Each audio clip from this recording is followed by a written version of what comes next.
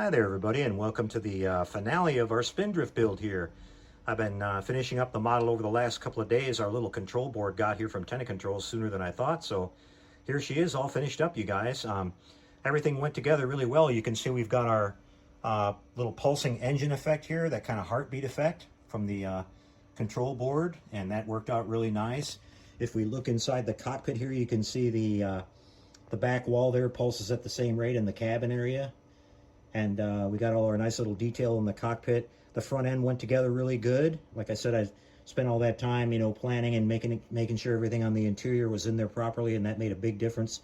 I used some of that clear acetate for the cockpit glass, and you can see it's optically perfectly clear. It looks so good that you can't even tell it's really in there. Much better than the kit supplied glass, which was kind of distorted looking and too thick. So that worked out really good. We kind of modified the front end there, added some extra detail on that extended probe there at the front that I made from wire and some of my modeling clay again. Just made that look a little bit better. We got a little antenna on the top here, and we've got this little dome lit up on the top. There's a really cool honeycomb pattern underneath of that, kind of a grill, and you can see it gives that effect in there, which I think is really cool. Adds a nice little detail on that. And here's our engine pulsing here at the back. That looks really good. I went ahead and got all that cleaned up. I also fixed all the gaps that were in the tail fin area. You can see we got our pinstripe on there now and everything. That looks really cool. I added a little bit more foliage on here after looking at it. Not a lot, but just to kind of fill it out a little bit more. And I also added a little bit more color to the surface there, just to get a little bit more brown tones in it. I did think it looked a little bit too gray when I looked at it after the last video. Just did a kind of a dry brush on that and brought that all up. You can see we've got this really interesting backdrop going on here. I wanted to save this for the end. This is a really cool item that comes with the kit, and I think it fits really nice with our, the way we did our diorama as far as the colors matching and everything, and it looks, in scale and everything. The cat there, and the junk laying around like you saw on the TV show. On the back side of that, there's a print of the space cloud that they flew through before they crashed. So if you wanted to build the model in flight, you could use that instead. But we changed up the little scene here in the front, guys. If you noticed, I've now got our first officer there carrying the famous safety pin and string that they always use for grappling and climbing and grabbing stuff and all that. That was suggested by quite a few of you guys, so I decided to go ahead and go with it.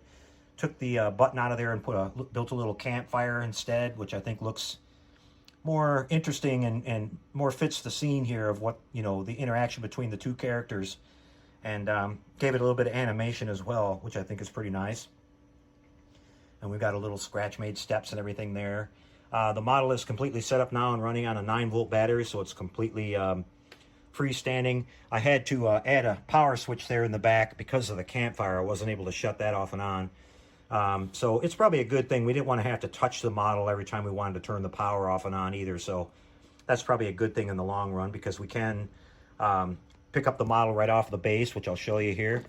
And we can, look at it or whatever we want to do, take it up to dust it, or, show it or look at it in a little bit closer detail and everything.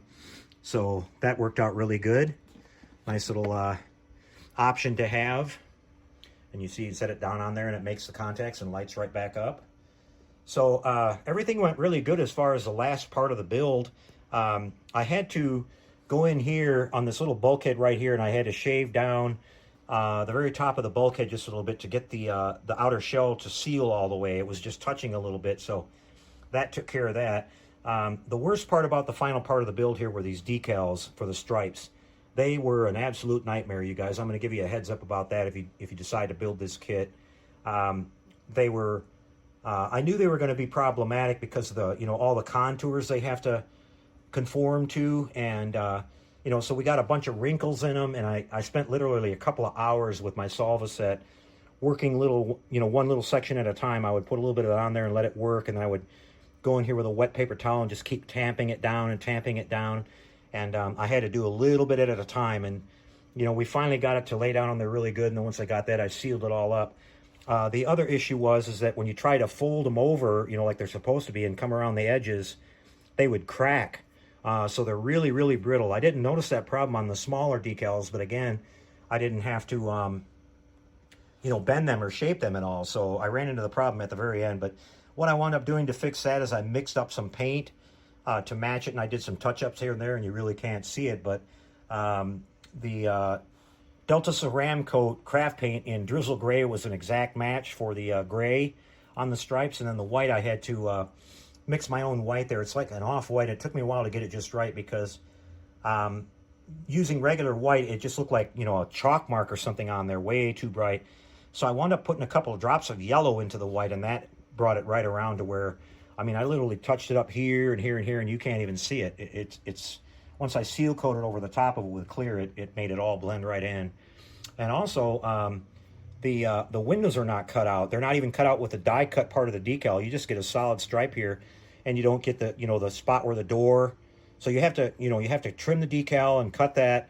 They give you a smaller little decal that goes on the top of the door, and but the windows aren't cut open. So I had to put them on there, and then wait till they settled down a little bit and revealed the shape of the window. And then after they were really dry, I went and seal coated it because I was worried about them cracking or whatever. When I stuck my, you know, hobby knife in there and cut them out, I was worried that they would crack around the edges and stuff. So I made sure I had them all locked down really good before I did that, which, you know, it wound up being really, really tedious. Now, I talked to Jerry at HT Model Works, and he's considering coming out with a decal set for that. And if he does, I would highly recommend using those because his decals are always excellent. You won't have any problems with the wrinkling or the cracking or anything like that. They'll be much better to work with. So if he does come out with those, I would grab them. But if you're going to use the kit decals, I would be prepared for a battle, you guys. It's going to be something else. But it all worked out okay in the end. You can see we did a little bit of weathering on it here and there, a few little streaks, and I finished up with a satin coat. I got rid of a lot of the shininess that was on there. I just thought it looked way too shiny before. And so yeah, it all came together really nice, you guys. I appreciate all the feedback and the comments that came through. That was what led to me making some of the changes here, so I really appreciate that. Always some great ideas from you guys. So in the end, it came out really great. I'm really happy with it. We're going to be coming back in the next couple days with the start of the XB70 Valkyrie kit.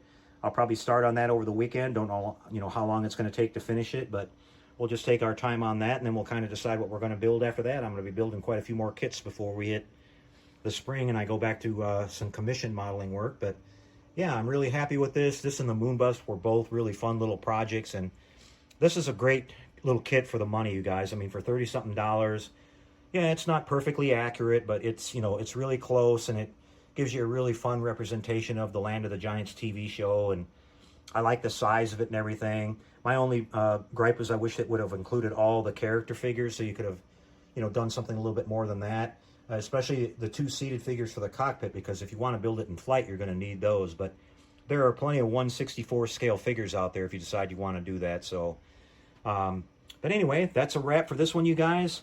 Had a lot of fun on it. We'll be back in the next couple days with another start on the XB70, and we'll see you then. There'll be a couple of up-close pictures here of the model at the end, like usual. And until we see you next time, everybody, take care and happy modeling, everyone.